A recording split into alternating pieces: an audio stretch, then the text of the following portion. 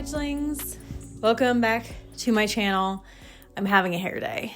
It's really poofy, but welcome to Mundane and Magic, a week in the life of a folk practitioner. This week I'm just gonna be taking you along with me in my day-to-day, what I do when shit hits the fan, what I do when I just am going about my normal day, what I'm wearing, what I'm doing, what magic is present in my everyday life. We're starting off with a little writing session this morning. I started Us Sinners with Mary Beth Bonfiglio last night, which is a writing salon, and I really enjoyed it. I really enjoyed the poetry that came out of it as well. And so I'm kind of trying to lean back into a little bit of that energy today. We're going to light a candle. I'm going to refresh my coffee, and I'm going to anoint some oils, and I'll take you kind of through what I'm wearing today. In terms of an everyday wear, you already know. Curse Breaker goes on the back of my neck. Our Lady Untie of Knots is very much my go-to for everything. I've been wearing Bocca al Lupo a lot. I have a few Death Witch oils that I prefer to stay unnamed that I wear every day. So for anointing oils, there are many different thought processes on how to do this. I like to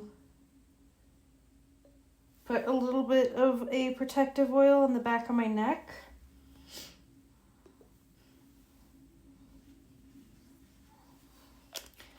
And sometimes I do this with Our Lady Untie as well, but today we're just going to do pulse points. So I hit the wrists, I hit my feet. So bottom of the feet, heels, that area. Anointing the feet isn't something that I've always done. I did a lot in 2021. And then I kind of stopped, and I'm trying to get back into it again. I'm a big oil person. If you know this about me, you know this about me. I typically try to stick to the same lineup pretty consistently. We are all anointed. So what I've been using that I feel like I made this so recently and it perfectly fits with a lot of the things that I feel like are needed right now. I've been using Sakura Ira spelled oil, and it's especially potent as I'm calling in this rage to write about, and I'm trying to connect with that. My hope is to formulate completely analog mornings, but we are still getting there. So I'm going to play some music, put my headphones on. Let's get started.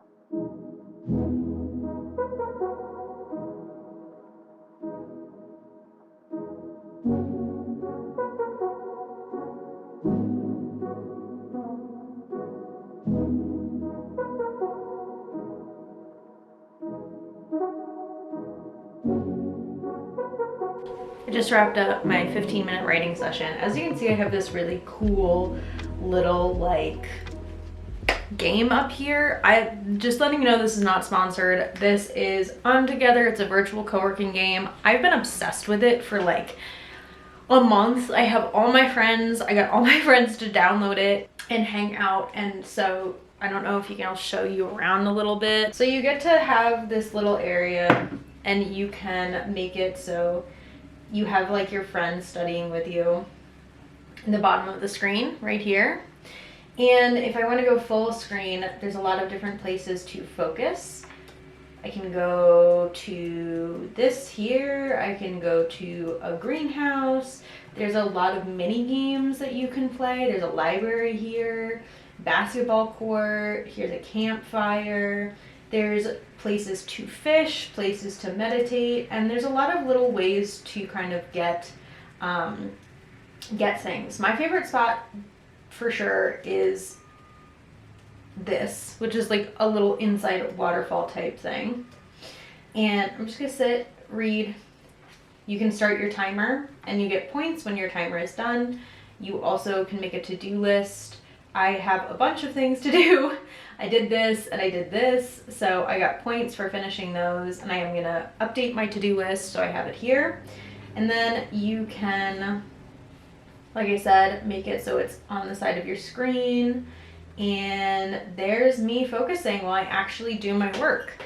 Honestly, whoever invented this game, you are a fucking deer. You're saving my I get to spend time with friends that I'm not able to see a lot of the time through this game. It helps me work, it helps me get things done. I absolutely adore it, and I just wanted to take a second to highlight it. Even though this isn't sponsored or anything, I like to tell you guys about stuff that I'm enjoying. So I finished up my rage poem, my rage writing session for the day, and now I'm going to pull a card for the day because I have this gorgeous altar that was gifted to me. And this is all in hopes of creating a bit more of an analog morning. Do I do this every day? No. But while I'm in Us Sinners, I'll be doing it every day. So for the next 4 weeks, mocha. Mocha pot is one that I get quite a lot. Patience, ritual, and attentiveness. Cultivate a mindful, deliberate approach to life, allowing patience and ritual to guide you with clarity and focus. Good things take time and attention. Act when the mocha bubbles, when the coffee smells ready. In what ways does the universe signal this to you? I love this card. I've been getting it a lot recently. I think that's also what I'm doing right now. I'm trying to cultivate a more mindful morning routine or mindful afternoon routine before I start work for the day. Yeah. So let's set this in our altar, and then I'm going to organize my schedule and get started.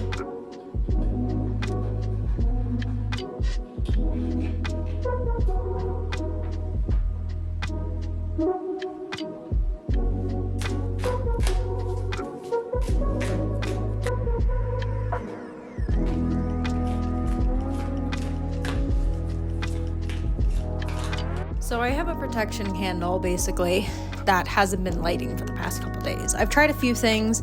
There's not really anything that I can see that would make sense for why it isn't lighting. And you can kind of see there's a decent amount of gunk around. So because it's been like several days of trying different things and it's just not going, I need to make another one. And this is one of those things where I have to figure out if I have a candle that I can make into a protection candle, or if I have to go to the store or the Botanica tomorrow. I made a mistake in inventory, and it's to my benefit. So let's dress this candle together and get started with this.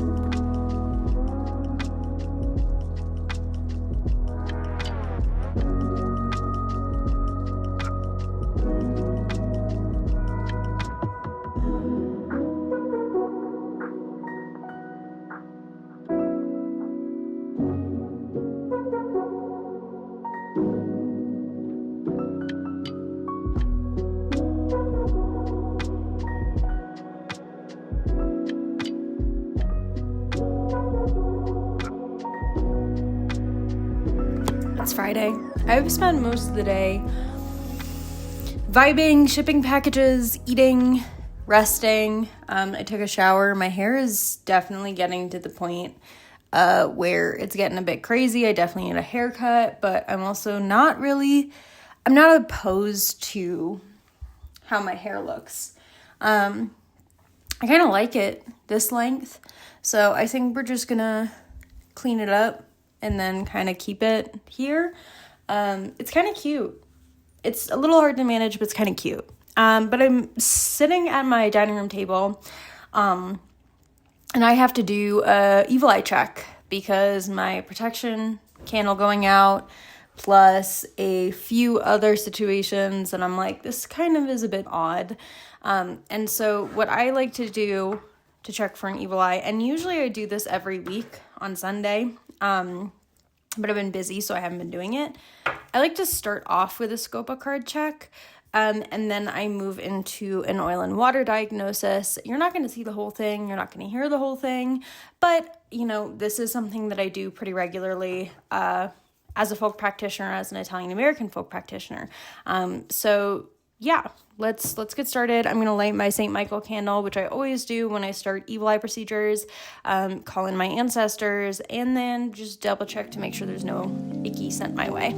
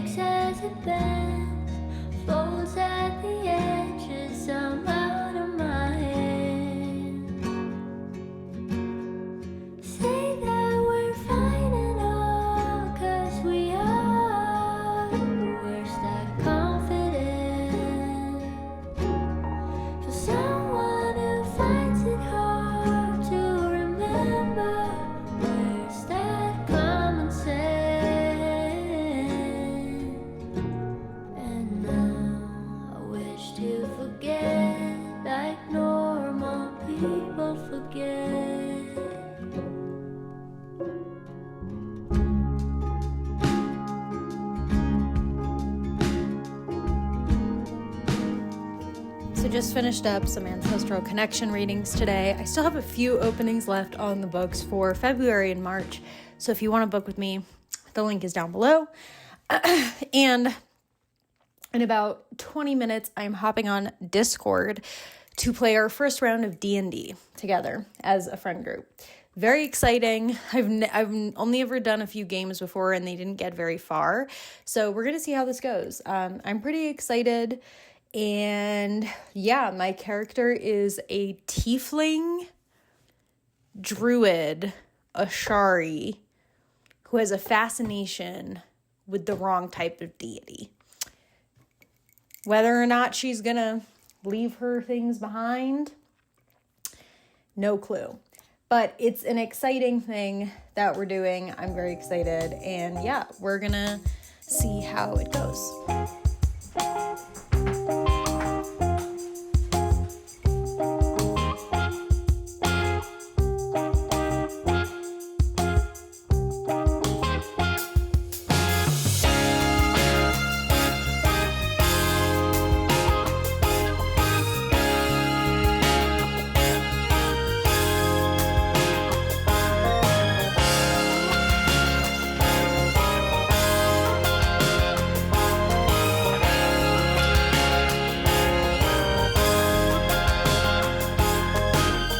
Hi Witchlings, it is Tuesday. I feel like this vlog has kind of flown by, at least for me.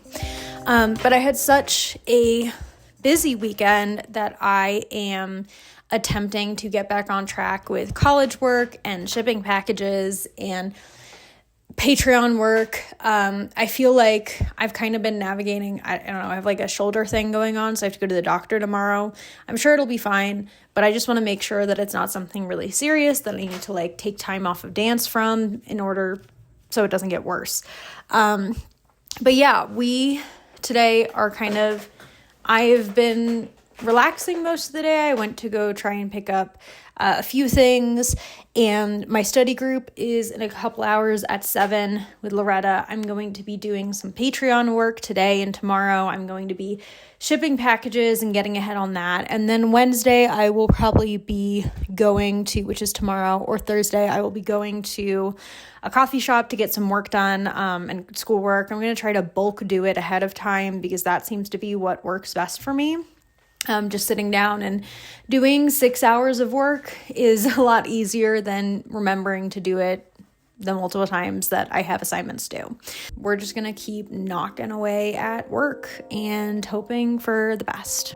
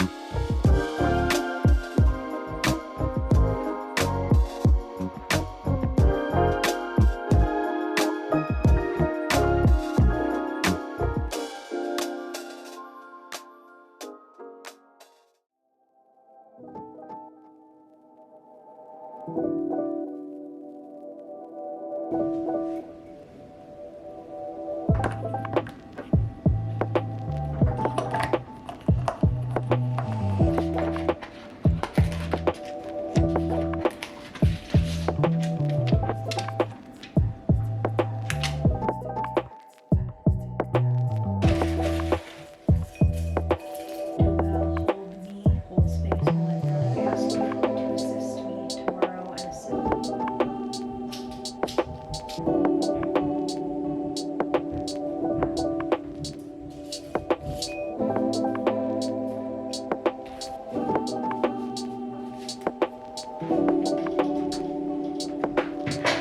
Hi Witchlings, it is Sunday, and Sunday is concluding the end of this vlog.